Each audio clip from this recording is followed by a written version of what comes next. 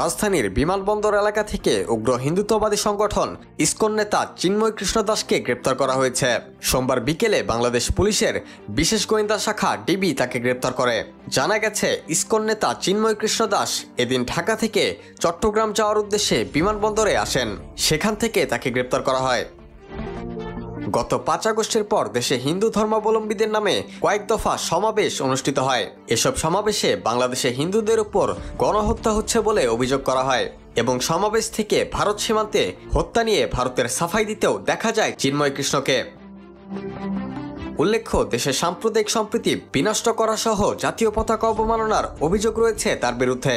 বাংলাদেশের জাতীয় পতাকা অবমাননার অভিযোগে মামলাও দায়ের করা হয় তার বিরুদ্ধে।